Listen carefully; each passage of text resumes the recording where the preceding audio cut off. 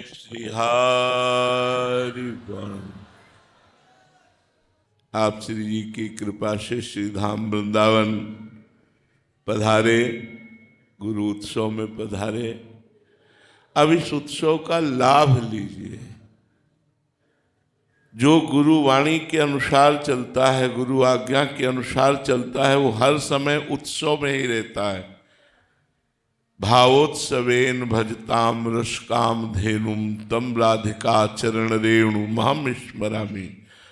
जो हर समय प्रिया प्रीतम के भाव उत्सव में बना रहता है, वही मनुष्य जीवन का परम लाभ प्राप्त करता है। वो भाव उत्सव कैसे आता है?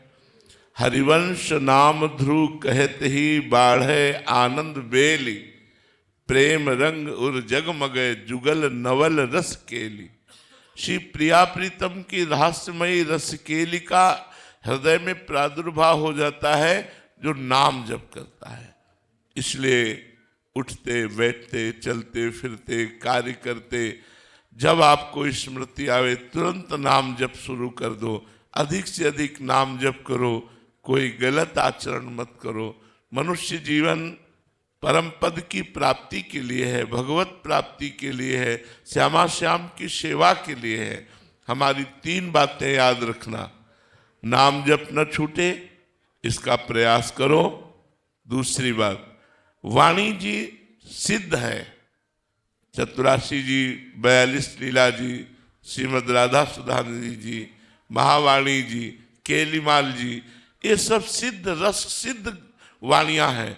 यदि आप वाणी जी का गायन करेंगे तो आप प्रिया प्रीतम की समीपता का निश्चित सौभाग्य प्राप्त करेंगे। तो पहला, नाम जप का प्रयास। दूसरा, वाणी जी के गायन का नित्य नियम। और तीसरा, जुगल सरकार की सेवा। चाहे नाम राधा नाम विराजमान करे, या राधा वल्लभ लाल की छवि विराजमान करे, या जुगल श्री विग्रह विराजमान करे, बिना उनकी सेवा किए कुछ खाएं पिए ना, ये नियम ले लें। अपने ठाकुर को भोग लगा कर पाएं, अपने ठाकुर को दुलार करें। चाहे आप अष्टपहर सेवा ना करके 3 पहर की सेवा, प्रातः सायं और शयन, 3 पहर की सेवा ही करें। अगर सेवा और वाणी जी का गायन और नाम सुमिरन ये तुम्हारे जीवन में है तो निश्चित तुम्हारा मंगल हो जाएगा। इसी जन्म में भगवत प्राप्ति हो जाएगी। मनुष्य जन्म भगवत प्राप्ति के लिए है। इसलिए खूब भावोत्सव में रहिए और नाम जप कीजिए। स्वस्थ रहिए, प्रसन्न रहिए। जय जय श्री हरि वण। समस्त ब्रजवासियों के चरणों में कोटिशाह प्रणाम करते हुए, जितने भी आए हुए श्री जी के निज जन हैं, श्री जी के शरणागत जन हैं, प्रार्थना करते हैं कि साधु समागम है, ये संत मिलन है। संत संग अपवर्ग कर कामी भवकर पंथ। संतों का संग भगवान की प्राप्ति के लिए होता है। लौकिक सुखों की प्राप्ति तो प्रारब्ध के अनुसार, भाग्य के अनुसार सुख दुख की प्राप्ति होती ही रहती, सबको होती रहती। श्री भगवान ने जब अवतार लिया तो उनकी भी लीला में सुख दुख पाया गया, लेकिन वो सुख दुख से परे रहे। जो निरंतर नाम जप करता है और भगवान की कृपा का अनुभव करता है और अपने जीवन को भगवान के भरोसे चलाता है, कोई गलत आचरण नहीं करता, तो सुख दुख उस पर प्रभाव नहीं डाल पाते। इसलिए आप लोगों से सबसे हम यही प्रार्थना करते हैं, ये 3 बातें जीवन में अवश्य उतारिए। पहली बात, उठते बैठते चलते फिरते नाम जप करना। दूसरी बात, आचार्य की वाणी का गायन पाठ करना। जो हमारी रसमयी वाणियाँ हैं, श्रीमद चतुरासी जी, श्रीमद राधा सुधानिधि जी, श्री 42 लीला जी, ये सब प्रिया प्रीतम के प्रेम रस से भरी हुई हैं। इनका गान करोगे तो प्रिया प्रीतम मुस्कुराएंगे, प्रिया प्रीतम प्रसन्न होंगे, और उनका प्रसन्न होना ही हमारे सारे अशुभों, अमंगलों विपत्ति और दुख का नाश हो जाना है। तो पहला नाम जप, दूसरा वाणी गायन और तीसरा ठाकुर सेवा, सब कोई विराजमान करो। हमारी बात मान लो, कलिकाल है और कोई साधना यहां सिद्ध होने वाली नहीं, बड़ी मलिनता छा गई है, इसलिए घर में ठाकुर जी जरूर होने चाहिए। राधा नाम सेवा, राधा वल्लभ लाल की छवि या श्यामा श्याम का श्री विग्रह ठाकुर जी विराजमान करो, उनको दुलार करो। आठों पहर की सेवा ना सही तो 3 पहर की सेवा करो। उनको भोग लगाए बिना कुछ खाओ मत, उनको शयन कराए बिना शयन मत करो, उनको स्नान कराओ, श्रृंगार कराओ, भोग लगाओ और फिर प्रसाद पाओ। तुम्हारी बुद्धि शुद्ध रहेगी, तुम्हारा जीवन सार्थक हो जाएगा। और ठाकुर जी थोड़ी सेवा को बहुत करके मानते हैं, बड़े कृपालु हैं, तो उनकी कृपा से हमारा मनुष्य जीवन सार्थक हो जाएगा।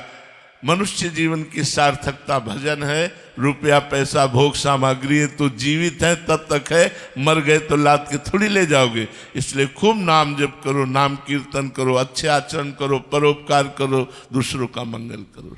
विद्या और श्रुति जी, श्री हरिवंश महाराज जी आपके चरणों में कोटि कोटि प्रणाम। महाराज जी, आपकी सत्संग और भगवत कृपा से हम सच्चे मन से आध्यात्मिक मार्ग में अग्रसर होना चाहते हैं, परंतु जितने आगे बढ़ना चाहते हैं उतना ही आध्यात्मिक प्रतिकूलता, भ्रांति, द्वंद आदि बाधाओं से परास्त होकर आगे नहीं बढ़ पा रहे। ना ही जहां हैं वहां रह सकते हैं, ना ही मार्ग से पीछे हटना चाहते हैं। आपके श्रीमुख से सुना है कि देखो, सबसे खास बात समझ लो, चाहे जिस मार्ग का पथिक हो, चाहे ज्ञान मार्ग का, चाहे योग मार्ग का, चाहे भक्ति मार्ग का, तेषाम शतत युक्तानाम भजताम प्रीति पूर्वकम ददामि बुद्धि योगम तम येन माम उपयांति ते। प्रेम पूर्वक जब तक भजन नहीं करोगे तब तक बुद्धि का परमात्मा से योग नहीं होगा। जब तक बुद्धि का परमात्मा से योग नहीं होता, प्रकृति से योग होता है, तो प्रकृति विषम है। सुख दुख, मान अपमान, हर्ष शोक, लाभ हानि, ये द्वंद्व व्यापते रहेंगे। इसलिए डट के भजन करो, सब खत्म हो जाएगा। जो गुरुजी ने नाम दिया है या जो नाम प्रिय, डट के भजन करो। बारी मथे घृत होए बरु, सिकता ते बरु तेल, बिनु हरि भजन न भवतरी, या सिद्धांत पेल।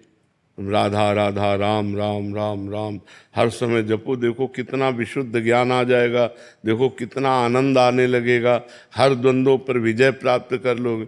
भजन नहीं करोगे तो फिर कोई साधन नहीं, सब साधन शून्य है। भजन अंक है, अंक लगे पर हर साधन 10 गुना लाभ देगा। अगर भजन नहीं हो रहा तो फिर कोई नहीं। भजन बहुत कठिन चीज़ है, हर समय भगवान का चिंतन करना ये बहुत कठिन चीज़ है। अगर ये कर ले गए तो इस दुरंत माया से पार हो जाओगे। दैवी हेषा गुणमयी मम माया दुरत्या, ये जो भगवान की दुरत्य माया है, इससे पार वही हो सकता है जो भजन करता है, डट के भजन करता है, हट के भजन करता है। जो माया से, प्रपंच से हट के रात दिन भजन करता है, वो सब द्वंद्वों पर विजय प्राप्त कर लेता है।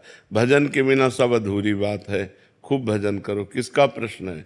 हाँ, भजन करो, सब ठीक हो जाएगा, सब ठीक हो जाएगा। और कुसंग ना होने पावे। अगर भजन हो रहा है और साथ में कुसंग हो रहा है तो ऐसा समझ लो कि गाय दूध देने वाली बढ़िया ले हम दूर रहे चलनी में।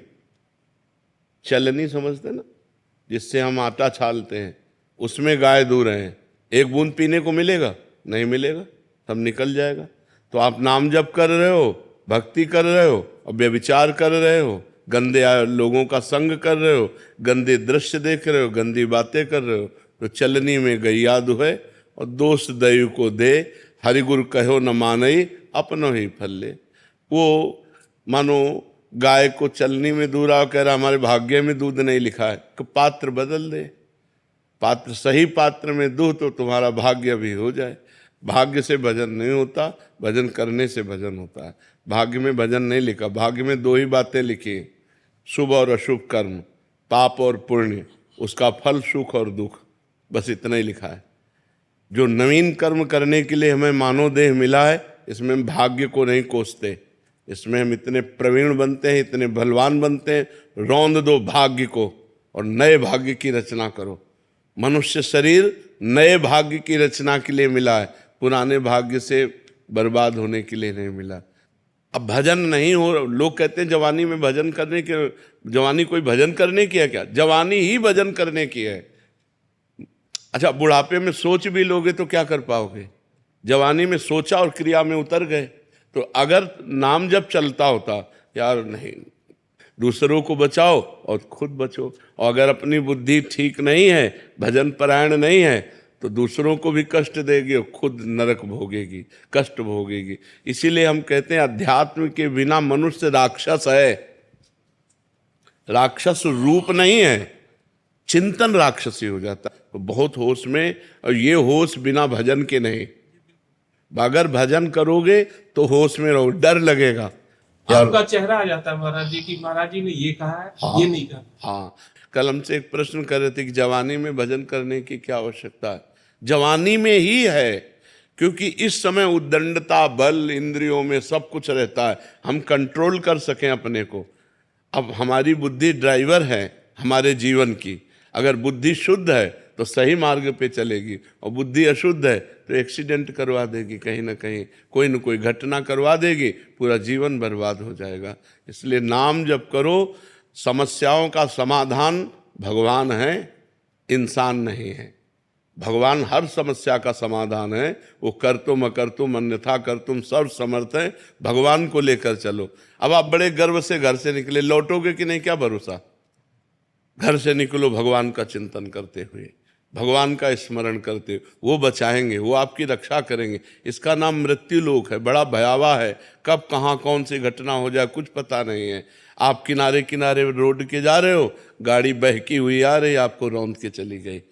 वो नाम जप है भगवान का, वो रक्षा कर लेंगे। करो सदा तिनके रखवारी, जिम बालक राखे महतारी। जैसे बच्चे की रक्षा माँ करती है, ऐसे भगवान कहते हैं मैं अपने भक्तों की रक्षा करता हूँ। तो इसलिए भक्त बनो, नाम जप करो, भगवान की आराधना करो। और जब कोई ऐसी गंदी घटना करने का मन आवे तो चिंतन करो परिणाम का, कि परिणाम क्या होगा। नहीं भाई नहीं, थोड़ी देर के लिए भाग जाओ, वहाँ से हट जाओ, अपने मन को शांत कर लो, नहीं तो ऐसी क्रिया करवा देगा, पूरा जीवन बर्बाद हो जाएगा। बहुत शांति से चलने के लिए मनुष्य जीवन मिला है, बहुत आनंद प्राप्ति के लिए। आदित्य राज जी बिहार से। श्री हरिवंश जी। श्री हरिवंश महाराज जी ऐसा क्या करें कि आपके प्रति सेवा बने? राधा राधा राधा, इससे बड़ी कोई सेवा नहीं। हमें जो चाहिए आपसे वो चाहिए कि आपका कल्याण हो जाए, आपका मंगल हो जाए। राधा राधा राधा, बस ये चाहिए।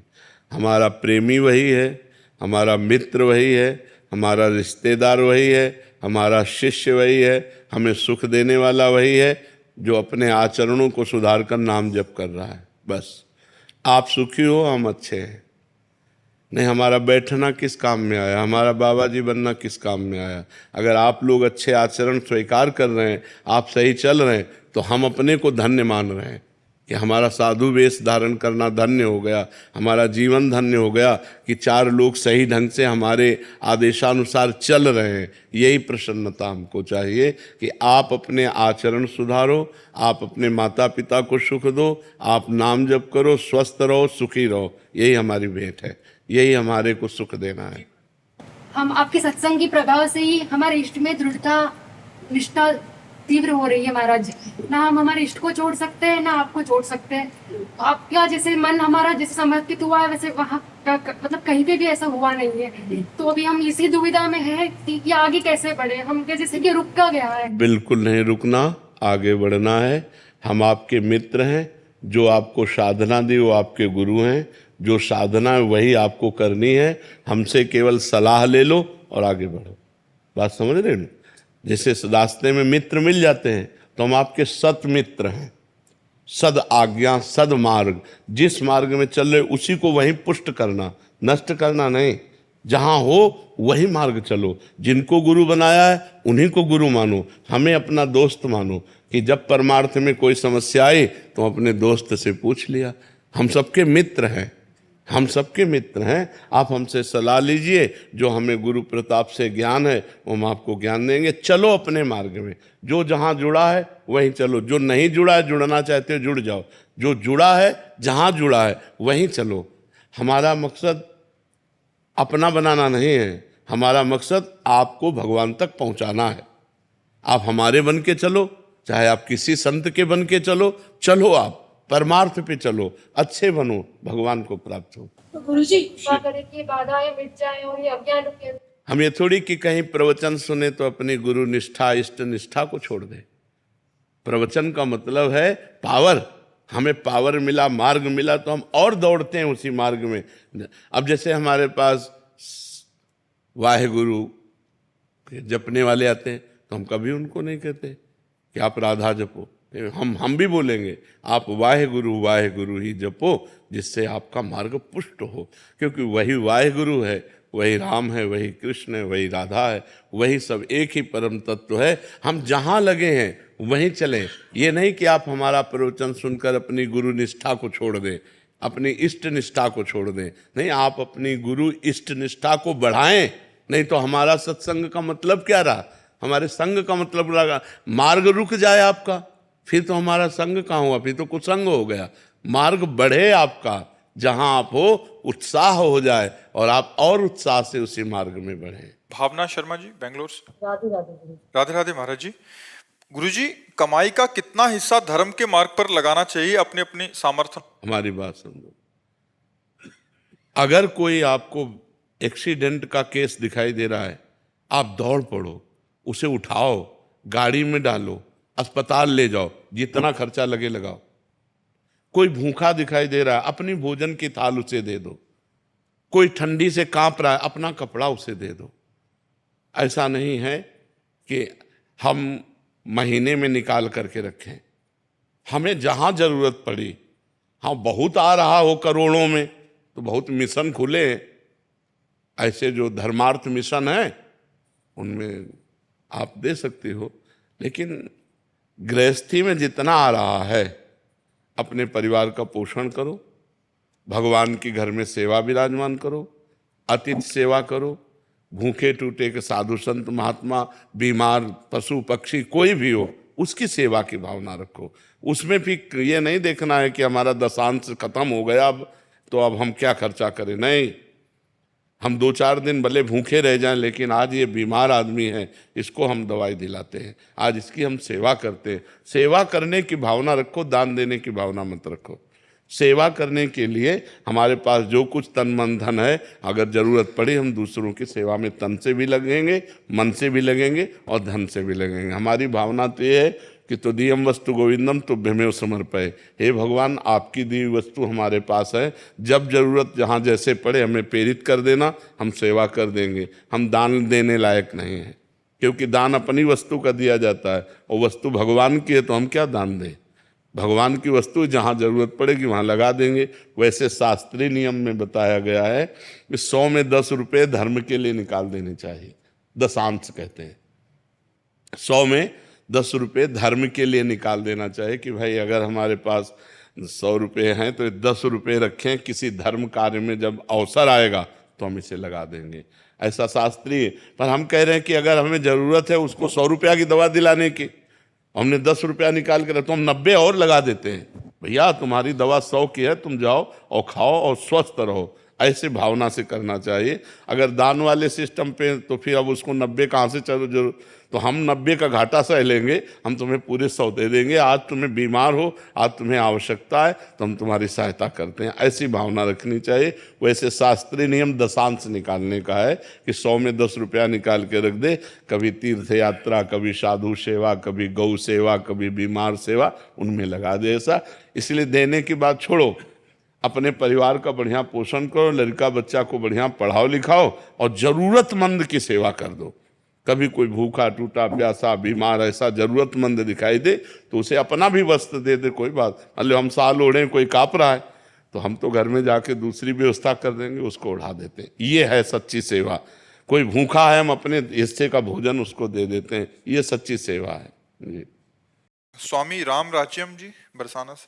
जी राधे राधे महाराज जी। महाराज जी, श्रीमद् भागवत जी के गोपी गीत इस बात का संकेत है कि गोपियों को भगवान श्री कृष्ण के ईश्वर तत्व का भान था। और श्लोक संख्या इसमें एक लिखा है कि वो कह रहे हैं कि तुम समस्त शरीरधारियों के हृदय में अंतर्यामी रूप से रहने वाले साक्षी हो। वह कह रहे हैं ना कि आप केवल यशोदानंदन नहीं हो, अखिल अखिल देहधारियों के अंतर में विराजमान परमात्मा हो। न खलु गोपिका नंदनो भवा अखिल देहिना मंत्रात्मद्रिक विखन सार्थितो विश्वगुप्तये सख उदयवान सात्वताम कुले। आप सात्वत कुल में जो उत्पन्न हुए हो, विश्व में तत्व रूप से गुप्त हो, यशोदानंदन ही केवल नहीं हो, अखिल देहधारियों के अंतरात्मा हो। जी, तुम ब्रह्मा जी की प्रार्थना से विश्व की रक्षा करने हेतु यदुवंश में पैदा हुए हो। महाराज जी, फिर गोपियों को भगवान श्री कृष्ण से विरह का अनुभव क्यों हुआ? प्रेम। तत्व ज्ञान अलग चीज है। तत्वबोध होते हुए भी प्रेमी तत्व रूप में नहीं प्राप्त करना चाहता, प्रेमी प्रगट रूप में भगवान को प्राप्त करना चाहता है। वो कह रहे मैं जानती हूं, मुझे ये बोध है कि आप सर्वत्र व्याप्त हैं, लेकिन सर्वत्र व्याप्त से मुझे संतोष नहीं है। रुदु सुस्वरम राजन कृष्ण दर्शन लालसा, तो तासा महावीरभूत छौरी। उसी समय उन्हीं के बीच में भगवान प्रकट हुए। पीताम्बर धरा सर्गवी साक्षात मनमथ मनमथा। वो तत्व रूप से नहीं प्रकट हुए, वो श्री कृष्ण रूप से प्रकट हुए। उनका तत्व प्रेम नहीं है। तत्व समझाने गए उद्धव तो कहते हम जानते हैं, लेकिन हमारा प्रेम जो श्री कृष्ण रूप से है, जित देखूं तित श्याममयी। तुम जो तत्व ज्ञान समझाने आए हो आत्म तत्व का, उद्धव मन न भये 10-20 एक हो तो सो गयो श्याम पे। तो आत्म तत्व किसका समझा रहे हैं? उन्हीं का समझा रहे हैं। श्याम सुंदर की तो आत्म स्वरूप है, लेकिन प्रेमी तत्व रूप में नहीं, प्रेमी साक्षात रूप में प्राप्त करना चाहता है। यही प्रेम का स्वरूप है। तत्व का साक्षात्कार सर्वत्र व्याप्त तत्व है। ये ज्ञान हर एक महापुरुष को होता है। जैसे हमारे यहाँ सहचरी भाव है, तो हमारे यहाँ उपदेश है, ये क्रूरापि पापिनो न च सताम संभाष्य दृश्याश्चये सर्वान्वस्तुतया निरीक्ष स्वाराध्य परम स्वाराध्य बुद्धिर्मम। जो क्रूर है, पापी हैं, दुष्ट हैं, नीच हैं, उनमें भी साक्षात राधा वल्लभ लाल विराजमान है, भावना करनी है। लेकिन हमारी तृप्ति इससे थोड़ी होगी। हमारी तृप्ति होगी निकस कुंज ठाढ़े भये भुजा परस्पर अंश श्री राधा वल्लभ मुख कमल निरख नयन हरिवंश। तत्व रूप में सर्वत्र विराजमान परमात्मा ये हमें संसार के इस प्रपंच से निवृत्त करता है। लेकिन प्रेमी रूप का आशिक है। रूप छके घूमत रहे तन को तनिक न भान, नारायण दृग जल बह यह प्रेम पहचान। तन मन के बिछुरे नहीं चाह बढ़े दिन रैन। बहुत सूक्ष्म विषय है। अगर आपने जो प्रश्न किया अगर उसे समझें आप, तन मन के बिछुरे नहीं पर चाह बढ़े दिन रैन, और कबहु संजोग न मानही देखें भरी भरी नैन। ये सबकी समझ में ले आएगी। अति आरति आतुर, आरत दुख भरे नेत्र, आतुरता व्याकुल भरे नेत्र, और देख रहे हैं। अनुरागी लंपट भूल गई गति पलहू लगे ना, राधे तू मुख चंद्र चकोरे नैना। अरवरात मिलबे को निस दिन मिले ही रहत मनो कबहु मिले ना। और भगवत रसिक रसिक की बातें रसिक मिला को समझ। ये जो प्रेम है, अरवरात मिलबे को निस दिन, और निस दिन मिले ही रहत मनो कबहु मिले ना। भगवत रसिक रसिक की बातें रसिक मिला को समझ सकेला। तो गोपी जन श्री कृष्ण तत्व प्रेमी नहीं है, श्री कृष्ण रूप प्रेमी है। इसीलिए रूप का अंतर ध्यान होते ही, तत्व का ज्ञान होते हुए भी वो रुदु सुस्वरम राजन कृष्ण दर्शन लालसा। तासा महावीरभूत छौरी स्मयमान मुखाम्बुजा पीताम्बर धरा सृग्वी साक्षात मनमथ मनमथा। इसीलिए भगवान तुरंत उन्हीं के बीच में, तासा महावीर वहीं थे तत्व रूप में, लेकिन तुरंत श्री कृष्ण रूप धारण करके पीताम्बरधारी कोट मनमथारी भगवान अपने रूप को प्रकाशित किया। समझ पा रहे आप जी? अजीत कुमार जी हिसार से। जय श्री राम। राधे राधे महाराज। राधे राधे महाराज जी। महाराज जी, हमें कैसे पता चले कि हमारी आत्मा की परमात्मा की प्राप्ति हो चुकी है? अरे आत्मा ही परमात्मा है यार। आत्मा को परमात्मा की प्राप्ति कर ली है। आत्मा ही परमात्मा है। आत्मा ही परमात्मा और परमात्मा में किंचन मात्र भेद नहीं है। जब तक तुम शरीराभिमानी हो तब तक तुम आत्मा को परमात्मा से अलग देख रहे हो। शरीर का भाव हटेगा तो तुम वही हो, तुम वही हो, तुम ये नहीं हो। ये ढांचा है पांच भौतिक। और जब पेट भर जाता है तो पड़ोसी से पूछना पड़ता है क्या कि भैया बताना, तुम हम जरा जब छक जाए तो हमें वो खुद अनुभव होता है, नहीं खुद अनुभव होता है कि हमारा काम हो गया। जैसे अब हमारा जन्म नहीं होना, अब हमारा काम हो गया, हमारे अंदर आता हमारा काम हो गया, अब हमारा जन्म नहीं होना, ये हमारा आखिरी जन्म है। कर्मवश नहीं होना। श्री जी भेजे तो चाहे भेजे, सरकारी आदमी बनकर कभी भी कहीं भेजा जाए, लेकिन अब कर्म बंधन से बंध करके मृत्यु लोक में नहीं आना। तो खुद अनुभव होने लगता है, दूसरे को थोड़ी बताना पड़ता है, खुद अनुभव होने लगता है। जब काम न सताए, क्रोध ना आवे, लोभ ना आवे, मोह ना आवे, अहंकार ना आवे, मत्सरता ना हो, किसी से किसी भी प्रकार का राग नहीं, अपमान होने पर दुख न हो, सम्मान होने पर सुख न हो, निंदा होने पर दुख न हो, स्तुति होने पर सुख न हो, परमात्मा प्राप्त हो गया। अब खूब पहले भजन करो डट के, नहीं? कितने भजन से परमात्मा मिल जाएंगे? कितना नाम जप करो? एक से भी मिल सकते हैं, कई जन्मों में भी नहीं मिल सकते। एक नाम में भी भगवान मिल सकते हैं और कई जन्मों के भजन से भी नहीं मिल सकते। वो दुर्लभ तत्व है। प्रेम से रो रो करके हम पुकारे तो कहो 10 बार पुकारने में आ जाए। बाप कह दो तो एक ही नाम भी मिल जाए। नहीं, अगर हमारे कहने से भगवान सबको मिल जाए तो हम कहते हैं हे भगवान पूरे भारत को मिल जाओ। हमारे कहने से नहीं मिलेंगे, आपके चाहने से मिलेंगे। वो आपके अंदर बैठे हुए हैं। जब आप चाह प्रकट, रुदु सुश्रम राजन कृष्ण दर्शन लालसा, जब गोपियां एक साथ मिलकर के रोने लगी भगवान के लिए, विकल हो गई, तो तासा मावीर भूत छौरी इसमें मान मुखाम्बुजा पीताम्बर धरा सगवी साक्षात मनमथ मनमथा, उन्हीं के बीच में मुरली मनोहर ललित त्रिभंगी भगवान प्रकट हो गए।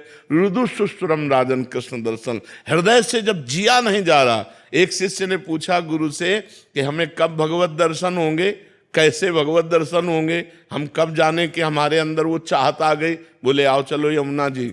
यमुना जी ले गए और कहा डुबकी लगाओ। जो डुबकी लगाया तो चढ़ बैठे। अब जब चढ़ बैठे तो आधा मिनट 1 मिनट, इसके बाद सांस लेने के लिए जब जाकर बोले गुरु जी अब इसके बाद तो मर ही जाते। बोले जब ऐसी भगवान के लिए छटपटाहट हो जाएगी कि अब भगवान ने मिले तो मर ही जाएंगे तो भगवान मिल जाएंगे। इतनी व्याकुलता क्या है? अभी रसगुल्ला मिला तो भगवान छूट गए, स्मरण छूट गया। अभी तो मतलब अच्छा भोजन मिल जाए, अच्छा मनोरंजन मिल जाए, तो एक फिल्म देख रहे हैं 3 घंटा भगवान को भूल सकते हैं। जब 1 सेकेंड भी भगवान का विस्मरण न हो, निरंतर भगवान, कोई त्रिभुवन की राज्य लक्ष्मी देने पर भी एक क्षण के लिए भी भगवान का विस्मरण न हो, वो महाभागवत है। तो अभ्यास, खूब नाम जप करो, अभ्यास करो, धीरे धीरे ऐसी स्थिति बनती जाएगी। राम नाम में मेरे को वो है रुचि है, तो आप अपने मुख से मेरे को कोई नाम दे दीजिए। राम राम राम राम राम राम खूब जपो। खूब भगवान का नाम जप करो। गरिमा आहूजा जी, कोटा। राधे राधे महाराज जी। महाराज जी, जीवन साथी ढूंढते समय एक पुरुष में ऐसी कौन सी विशेषताएं अवश्य देखनी चाहिए जिससे हमारा ग्रस्त जीवन सुखमय, संतुलित और पूर्ण सुखद बना रहे? हम तो यही मनाते हैं कि सबसे पहले भगवान से ही प्रार्थना करनी चाहिए कि मुझे पवित्र संयमी जीवन साथी दीजिए। क्योंकि आजकल बेविचारी बच्चियां और बच्चे सब हो रहे हैं। ये जो बॉयफ्रेंड गर्लफ्रेंड है ना, ये बेविचार प्रवृत्ति तो है।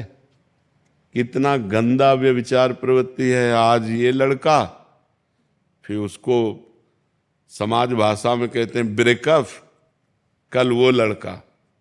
हमारे भारत की तो प्रथा है, नहीं, भारत की तो प्रथा है जब तक ब्याह ना हो ब्रह्मचर्य से रहो, और जब ब्याह हो गया तो आजीवन उस पुरुष का निर्वाह किया। ये डिवोर्स और ये सब गंदी बातें हमारे यहाँ नहीं थी। हमारे यहाँ ये सब नहीं था। ये अब गंदी बातें चली हैं। बहुत अंदर पीड़ा है इस बात की कि हमारे नवयुवक गलत मार्ग में जा रहे हैं। बच्ची है तो गलत मार्ग में, बच्चे हैं तो गलत मार्ग में। बच्चियां बच्चे व्यसन करने लगे, पार्टी में शराब पीने लगे, ड्रग्स लेने लगे, गंदे आचरणों की तरफ बढ़ रहे हैं। छोटे छोटे बच्चे गंदी आदतों से युक्त हो रहे हैं। बड़े बड़ों की तो बात ही क्या है। अब और सुविधा चल गई, लिव इन रिलेशन। ये हमारे सनातन धर्म की बात है, ये हमारे भागवतिक भारत की बात है? नहीं, ये सब विदेशों की बातें हैं, ये सब गंदी बातें हैं। तो बच्चा ये कहना कि हमें पति सुशील और सज्जन और पवित्र मिले, तो ये भगवान ही से प्रार्थना करो, उनको पता है कौन सुशील है कौन सज्जन है, वही व्यवस्था कर सकते हैं। भगवान से प्रार्थना करो कि हे नाथ, और वो तब आपकी कामना पूर्ण होगी जब आप पवित्र हो, आप सुशील हो, आप सज्जन हो। हम अपवित्र हों और पवित्र पति की कामना करें, असंभव। सीता जी गौरी माँ का पूजन करती हैं और उनसे कहते हैं कि हमको हमारे योग्य वर दीजिए। तो जिस दिन राम जी के दर्शन हुए जनक जी की वाटिका में सियाजू को, फिर पूजन करने गई तो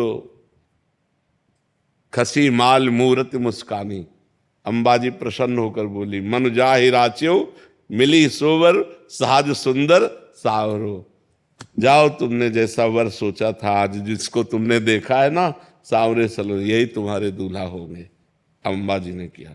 रोज गौरी पूजन करने जाती थी, रोज भगवान शंकर की आराधना करती थी। तो भगवान शिव की आराधना, भगवान शिव की कृपा से सुंदर वर की प्राप्ति होती है। माँ गौरी की कृपा से तो भगवान के लिए सोमवार व्रत रहो, गौरी की उपासना करो और भगवान से कहो कि मुझे सुंदर सुशील वर दो, तो वो सृष्टि में सब उनके है, तो वो कहीं ना कहीं मिला देंगे। नहीं, आज के वातावरण में जो चल रहा है ये बहुत मुश्किल है कि पवित्र लड़की मिल जाए या पवित्र लड़का मिल जाए। मुझे तो जैसा अनुमान लग रहा है कि 100 का 100% सब गिरते चले जा रहे हैं। कोई बिरला ऐसा कोई होगा कि थोड़ा कदम अपने रोक पावे। नहीं तो बच्चे कहते हैं कि जिसके गर्लफ्रेंड नहीं, कहते हैं उसको बड़ा निगेटिव भाव से देखते हैं, उपहास करते हैं। बड़ा विचित्र समय आ रहा है, बोले जिसके बॉयफ्रेंड नहीं लड़कियां उसको तो ये सब क्या है। अब हमको तो सुनने को मिलता है, हमारे समय में तो था नहीं, हम गांव में पढ़े हैं तो ये सब था नहीं।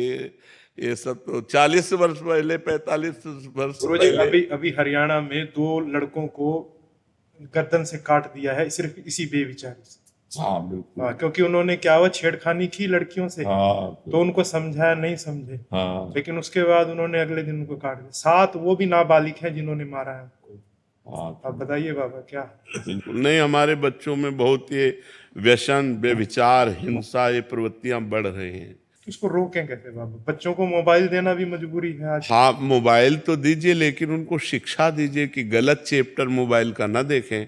उनको सत्संग सुनाइए, उनको थोड़ा नाम जप कराइए, उनको थोड़ा सत्संग, अध्यात्म से जब तक नहीं जुड़ेगा तब तक नहीं हो। ऐसे कितने बच्चे सामने आते हैं जो अध्यात्म से जुड़े हुए हैं, सर्वांग पुष्ट हैं, जवान हैं, लेकिन गलत नहीं है, वो अपने जीवन को सही मार्ग में ले जा रहे हैं। लेकिन बाबा इन बच्चों को टाइम कहाँ से दें? सुबह 6 बजे से और शाम के 7 बजे तक ट्यूशन, स्कूल, तो आध्यात्मिक का टाइम नहीं। आध्यात्मिक के लिए हमको लगता है कि अगर 30 मिनट केवल निकाल दिए जाए, 24 घंटा होते हैं। एक बार हमने 24 घंटा का विभाग किया था, 12 घंटे पढ़ाई समझ लो, इससे ज्यादा कोई पढ़ेगा? जब हम वहां जाते हैं ना संसार में, जब गृहस्थ में जाते हैं तो बहुत मुश्किल होता है टाइम निकाल। हमें तो नहीं लगता ऐसा, क्योंकि हम भी एक किसान के लड़के हैं, 13 वर्ष तक रहे हैं घर में, तो 13 वर्ष में तो विकास बुद्धि का हो ही जाता है। हमने भी देखा है, घंटों ताश लोग खेलते हैं, 24 घंटे कोई कार्यरत नहीं रहता। आपके अनेक शिष्य हैं, हमसे मिलते रहते हैं महाराज जी, वो मतलब 4-4, 5-5 घंटे भजन कर रहे हैं महाराज जी। हाँ, वही कह रहा हूँ। बड़े बड़े पदों पे हैं, बड़ी बड़ी नौकरियां कर रहे हैं। हाँ, हम लोग अगर बेईमानी वाला समय ईमानदारी में लगा दें तो काम चल जाए। मैं बच्चों की बात कर रहा हूँ। देखो, बच्चे भी हैं, बच्चों को प्यार और शासन दोनों की जरूरत है।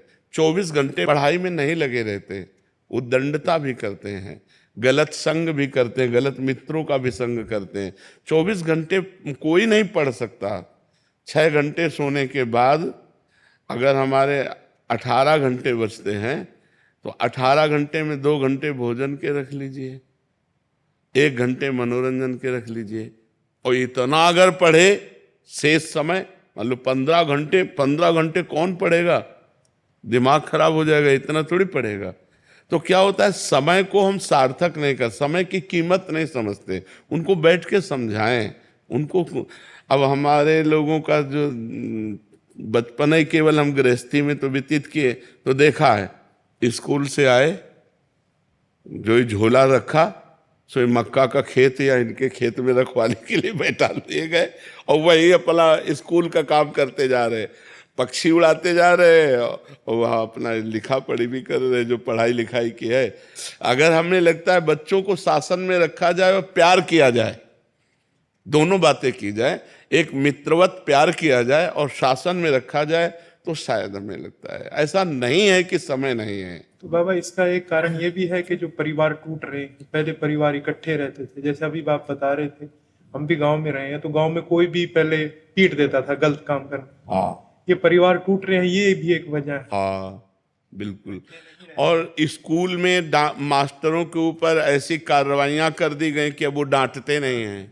नहीं तो जैसे 5 मिनट विलंब हो गया तो पिटाई होती थी, और अगर पाठ नहीं याद हुआ तो पिटाई होती थी स्कूल में। 1,000 से ऊपर कोई भी पैसा बच्चा मांगता है ना, तो हम उनको कहते हैं कि प्रेमानंद जी महाराज के प्रवचन सुनो 7 दिन तक, आधा घंटा डेली। उसके बाद में आपको वो चीज मिलेगी। बेटा ये दोनों मेरे बच्चे, इनसे पूछो आप लोग। और इनको मैं 1 साल से डेली दिन में एक बार कहता हूँ कि आप प्रेमानंद जी महाराज के सुनो। हमारे पास एक ही ऑप्शन है, क्योंकि मोबाइल का और सारा काम खत्म हो चुका, इतना गंदगी हो चुकी है, अपन सोच नहीं सकते हैं।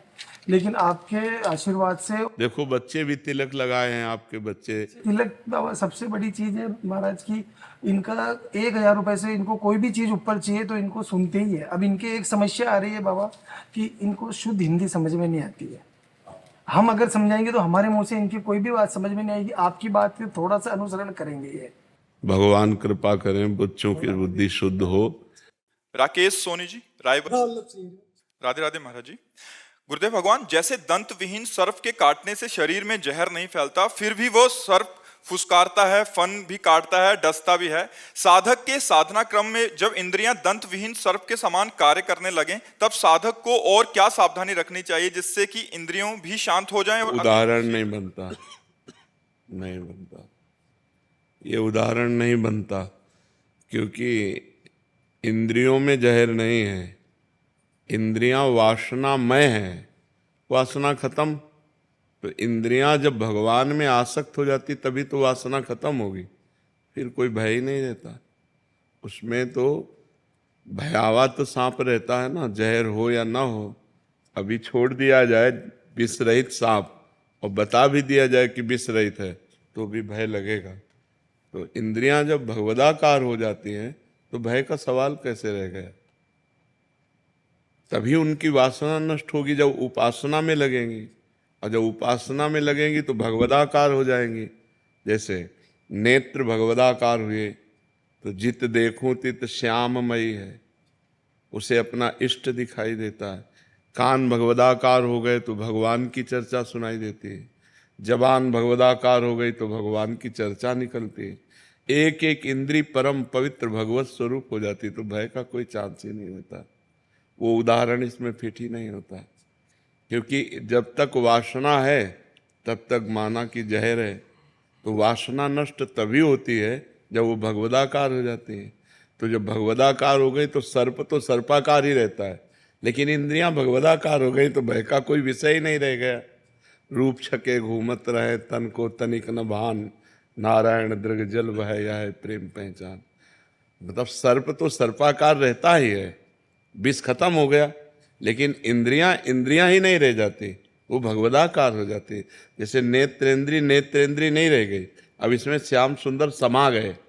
पिय मूरति नैनन बसे तेहि रस राय समाय, पिय मूरति नैनन बसे तेहि रस राय समाय, ये लक्षण सुन प्रेम के और न कछु सुहाय।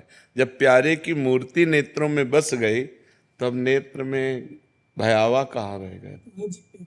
जैसे हमें अंदर ये होता है, जैसे हम व्यापार करते हैं, व्यापार में कोई भी लाभ हो गया है तो उसको कोई उसमें कुछ रुचि नहीं रहती है। घाटा हो गया उसके बाद भी कोई रुचि नहीं। धर्मयुक्त तो भोग है, हमने भोगा, उसके बाद भोगने के बाद मुझे कोई उसमें भी रुचि नहीं है। ऐसी स्थिति है महाराज जी। अब तो अभी भगवदाकार स्थिति थोड़ी है, अभी तो संयम पूर्वक चलने की चेष्टा है। तो अभी विष रहित थोड़ी हो, विष रहित तो तब होगा जब केवल भगवान के चिंतन में मस्त होते हुए आपको ये भी चिंतन नहीं रहेगा कि मैं सम हूं, मैंने भोग भोगा लेकिन मुझे सुख नहीं मिला, तो मैं तो अभी बना हुआ है ना, तो सब विषयों का विष तो मैं है। जब ये मैं ही लय हो जाता है तो क्रियाएं यंत्रवत होती है। अभी आप कर्ता भोक्ता हो कि नहीं, हो कि नहीं? तो अहंकार विमूढ़ आत्मा कर्ता अमिति मन्यते, समझ रहे? ये भगवान की वाणी है, अहंकार विमूढ़, और अहंकार का मतलब घोर अज्ञान।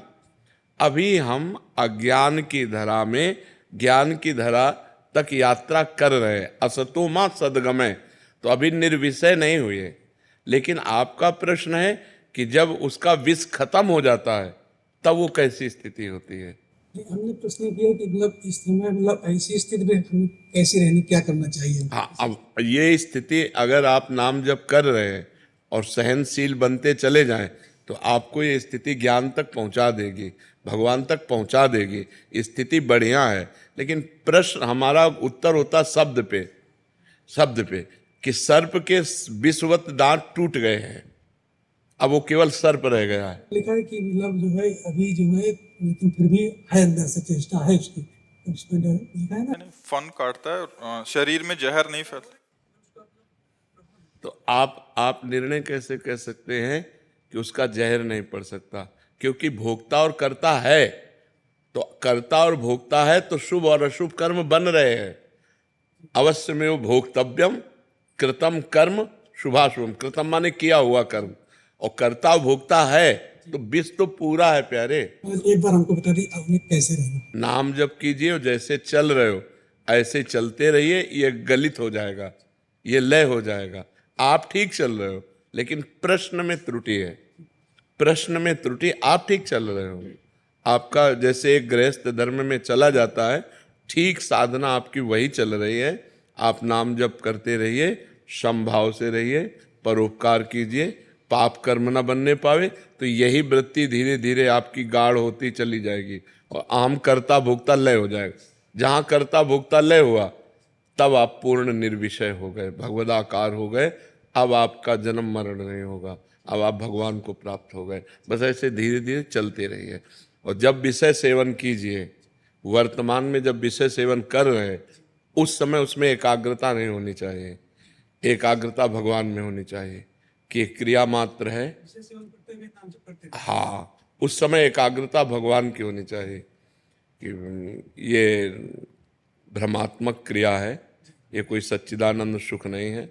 अरुचिपूर्वक विषयों का सेवन, सम अवस्था में व्यवहार, हानि लाभ मान अपमान दुख सुख और नाम जप, यही पार कर देगा। ये जीवन पापाचरण ना होने पावे। बहुत सुंदर, बहुत सुंदर। रवि प्रकाश त्रिपाठी जी, वाराणसी। सतगुरुदेव भगवान की जय। श्री हरिवंश महाराज जी। महाराज जी, मनुष्य जीवन के आत्म कल्याण का सबसे सरल साधन क्या है? इंद्रिय और मन को, जो प्रमथन स्वभाव वाली इंद्रियां हैं, प्रमथन स्वभाव वाला मन है, मथित करके विषयों में लगा देता है। इसको निर्विषय करके परमात्मा स्वरूप में स्थित हो जाना। परमात्मा स्वरूप कोई और नहीं है, आप ही हैं। तत् त्वम आसि, वह तुम ही हो। ये वेद का वाक्य है, उपनिषद का वाक्य है, तत् त्वम आसि। और मैं अपने को भूलकर मनुष्य मान लिया। मनुष्य में अंतःकरण में इतना तन्मय हो गए कि जो मन कहता वो मेरी बात, जो इंद्रियां देखती सुनती बोलती वो मैं कर रहा हूँ, ये अज्ञान। अब ये स्थिति है ना कि जो मैं देख रहा हूँ तो मैं देख रहा हूँ। उस समय ये ज्ञान नहीं होता कि मैं साक्षी हूँ, नेत्रेंद्रिय देख रहे हैं। मैं भोग रहा हूँ, उस समय ये ज्ञान नहीं रहता कि ये जनेंद्रिय भोग रही, मैं इसका साक्षी हूँ।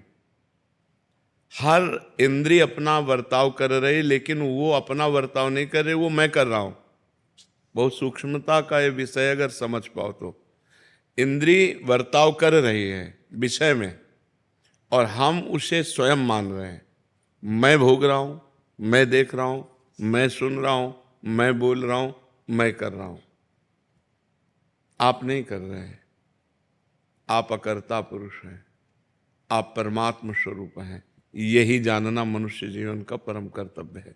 यह अध्यात्म की सूक्ष्म वार्ता है। जड़ चेतन ही ग्रंथि पड़ गई, यद्यपि मृषा छूटति कठिनाई। जड़ चेतन की ग्रंथि पड़ गई, यद्यपि झूठी है, कभी पढ़ ही नहीं सकती, पर छूटति कठिनाई। इतना विचित्र हम फंस चुके हैं अंतःकरण में।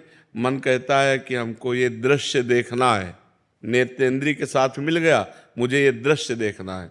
अब आप उसको अपना मान लेते हैं, यार मेरे को आज ये देखना है, फंस गए। अब निर्णय नहीं कर सकते कि गलत देखना था या सही देखना था। अगर आप उस समय विवेकवान हैं तो आप मन और नेत्रेंद्रिय दोनों को शासन में लेंगे कि ये गलत दृश्य है, मैं नहीं देखूंगा। ये साधक की बात है। सिद्ध पुरुष तो गलत सही दोनों से ऊपर उठ जाता है। उसके लिए न कुछ गलत है न कुछ सही है। वो न देखता है, न सुनता है, न बोलता है, और देखता सुनता बोलता हुआ भी वो कुछ नहीं करता है। बड़ी दिव्य स्थिति होती है अध्यात्म की। तो मनुष्य जीवन का परम कर्तव्य है भगवत प्राप्ति। हम भजन के बल से अपने अंदर छुपे हुए अज्ञान का नाश करके समस्त इंद्रिय और मन के विजेता बन के भगवान को प्राप्त करें। यही मनुष्य जीवन का लाभ है। देखो, लाभ कहते हैं परिणाम को। परिणाम यदि लाभ तो लाभ, और परिणाम यदि हानि तो वर्तमान के लाभ को लाभ नहीं कहते। परिणाम में आइए, जब आपका शरीर छूटेगा तब 5 पैसा नहीं जाएगा आपके साथ, तो परिणाम में तो घाटे में हो गए। परिणाम हमें देखना। विवेक क्या करता है? परिणाम देखता है। और अविवेक माने अज्ञान क्या करता है? वर्तमान देखता है कि यार अभी भोगो, अब 5 मिनट भोगा और जीवन भर जेल काटा, लाभ तो नहीं हुआ ना। 5 मिनट की क्रिया और आजीवन कारावास। अगर वहां थोड़ा ज्ञान कर लेते तो बच जाते। तो ज्ञान क्या करता है? वो हमें परिणाम दिखाता है। अज्ञान क्या सिखाता है? इधर ले ही नहीं जाएगा, वो परिणाम की तरफ ले ही नहीं जाता। और मनुष्य जीवन विवेकवान होना चाहिए। पशु नहीं कि जो मन में आया सो कर लिया, उसका निर्णय करें हम। और विवेक के द्वारा हम अपने मन और इंद्रियों को शासन में लेकर भगवान की तरफ चलें, अध्यात्म की तरफ चलें, और इस जीवन को भगवत प्राप्ति कराएं। जब हम परिणाम में देखते हैं तो पूरा का पूरा सिस्टम यहाँ का झूठा है। ये लगाकर, शरीर लगाकर सब सिस्टम झूठा है। अभी प्राण निकले तो न पत्नी, न पुत्र, न परिवार, न जमीन, न बैंक बैलेंस, न शरीर, कुछ नहीं। किया हुआ आपका पाप और पुण्य कर्म वही आपके साथ जाएगा। अगर हमने इस संसार में रहते हुए भगवान का भजन कर लिया, कोई पाप कर्म नहीं किया और भगवान को प्राप्त कर लिया, तो मानव जीवन का परम लाभ। आप बहुत प्रतापवान होकर दिव्य विमान पर बैठकर भगवान के वैकुंठ धाम की यात्रा होगी। जो राम उपासक हैं साकेत धाम की उपासना हो, शिव है कैलाश धाम की, प्रिया प्रीतम के हैं निकुंज की। ये हुआ परिणाम कि आपका जय हो कहते हुए मंगलमयी यात्रा। नहीं तो दुनिया में लाखों का मेला जुड़ा, हंसा जब जब उड़ा तो अकेला। पूरा जीवन झूठे में गया कि नहीं गया? फाइनल पे आओ। जैसे हम हंसी वाली बात कहें कि किसी आपको ऐसे देश में भेजा जाए जिसमें सब सुविधाएं आपको दी जाएंगी, सब सुविधाएं, खूब कमाओ खाओ मौज लो, लेकिन जब वहां से निकाले जाओगे तो कपड़ा तक उतरा लिया जाए। ऐसे देश में रहना पसंद करोगे? इसी देश में रह रहे हो। शरीर तक उतरा लिया जाता है। ये शरीर जीवात्मा का कपड़ा है, शरीर तक छिनवा ले, जला दिया जाता है, नष्ट कर दिया जाता है। बोलो, हम लोग ऐसे देश में रह रहे हैं जिसका नाम मृत्यु लोक है, और राजी है। और जिस कार्य के लिए आए उस कार्य से मतलब नहीं है। कार्य के लिए आए हैं मोक्ष, मुक्त होने के लिए कि अब दोबारा मुझे इस संसार में नहीं, अब भगवान के दिव्य देश में, भगवान के दिव्य राज्य में अगर यहाँ आए भी तो कर्म बंधन मुक्त होकर के आवे, कर्मों में बंधे हुए नहीं। इतना दुख है संसार में, दुख ही दुख। आप जिधर देखो दुख ही दुख। दुखालयम शाश्वतम, और इसमें हम राजी हैं। दूसरे के 100 लेके जा रहे हैं, बोल रहे हैं राम नाम सत्य है, लेकिन अपनी समझ में नहीं आ रहा कि सत्य है क्या। फिर मनोरंजन में लग जाते हैं, लेकिन अपने को पता नहीं कि यही दशा मेरी होनी है, कोई मेरे साथ नहीं जाना। तो मानव जीवन का परम लक्ष्य भगवत प्राप्ति। अब आप गौर करने की बात है कि जैसे आप 50 वर्ष के हो, तो 50 वर्ष में आपने जो भी कमाया है, अगर वो पूरा दे करके 5 श्वासें खरीदना चाहें तो आप नहीं खरीद सकते। 50 वर्ष की श्वासें जो आपने संसार में लगा दी, वो पूरी प्रॉपर्टी देकर 5 श्वासें और खरीदना चाहें कि एक्स्ट्रा हमें दे दें, तो हमारी सरकार से नहीं मिलेगी आपको। इतनी कीमती श्वासें हैं, यदि हम इन श्वासों में राम न बोले, राधा न बोले, कृष्ण न बोले, तो बहुत बड़ा घाटा हो गया, बहुत बड़ा घाटा हो गया, जिसकी पूर्ति कहीं हो ही नहीं सकती। अच्छा, इस जन्म में हम मनुष्य बने, अगले जन्म में पशु बने, पक्षी बने, क्या पता कि हमारे कर्म के परिणाम में हमको क्या बनाया जाए। अब आप देख लो यहाँ पशुओं के साथ कैसा बर्ताव होता है। ऐसे पैर बांध दिए और नीचे से आग लगा दी, जिंदा वो आधा घंटे में जल जल के भुनता है, और वो तो मौत से खाते हैं, लेकिन उसकी दशा देखो, वो भी जीव है, चाकू से उसको काटते हैं, मारते हैं, जीव तो जीव है। एक चींटी के पीछे आप अंगुली लगाइए ऐसे, तो देखो वो प्राण बचा के भागना चाहती है। एक चींटी को भी अपने प्राण उतने ही प्रिय हैं जितने हमको प्रिय हैं।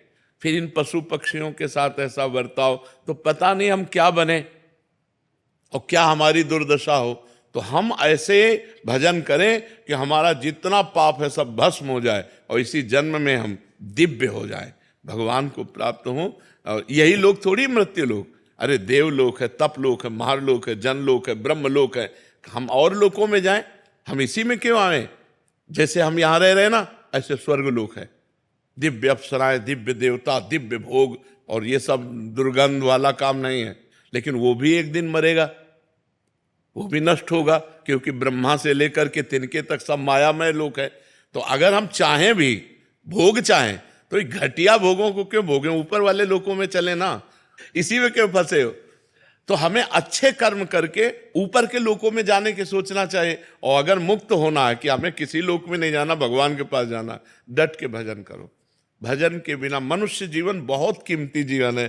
देखो लिखा है, बड़े भाग मानुष तन पावा और सुर दुर्लभ सदग्रंथन गावा। सदग्रंथों ने गाया कि देवताओं को दुर्लभ है। अब बताओ देवताओं को क्या दुर्लभ है यार? और लिखा है देव दुर्लभ देहि दुर्लभो मानुषो देहो। देव दुर्लभ क्यों कहा गया? क्योंकि देवता भजन करके भगवान को नहीं प्राप्त कर सकते, आप भजन करके भगवान को प्राप्त कर सकते हो। पर इतनी बात की दुर्लभता है। अगर ये दुर्लभता नहीं प्राप्त की तो तिनते खरसूकर स्वान भले। क्यों? क्योंकि वो अपने कर्मों को भोग कर ऊपर उठ रहे हैं और हम ऊपर से अब नीचे गिर रहे हैं। मनुष्य शरीर सबसे ऊपर है, 83,99,999 योनियों के बाद ये मनुष्य शरीर है। अगर अब हम चूके तो हम नीचे गिरेंगे, ऊपर तो है नहीं। तो हम चूके ना, हम ऊपर की तरफ इससे बढ़े। अगर हमारा मोक्ष ना हो तो जैसे गीता जी में लिखा हुआ है कि जो मेरा भजन करने वाले हैं वो नष्ट नहीं होते। अगर आप किसी विषय के प्रेम में भगवान की प्राप्ति नहीं कर पाए, भजन कर रहे हैं, मान लो आप विषयी पुरुष हो और भजन कर रहे हो, तो आपको स्वर्ग ले जाया जाएगा, वहां के दिव्य भोग भोगाए जाएंगे, और फिर मृत्युलोक में श्रीवान कुलवान धनवान के यहाँ जन्म होगा, और फिर भजन का योग मिलेगा, और फिर आप मतलब आपका अमंगल हो ही नहीं सकता। भाव कुभाव अनख आलसहु नाम जपत मंगल दिश दसहु। दसों दिशाओं में आपका मंगल होगा। इसलिए भगवान की प्राप्ति करना मनुष्य जीवन का परम लक्ष्य है।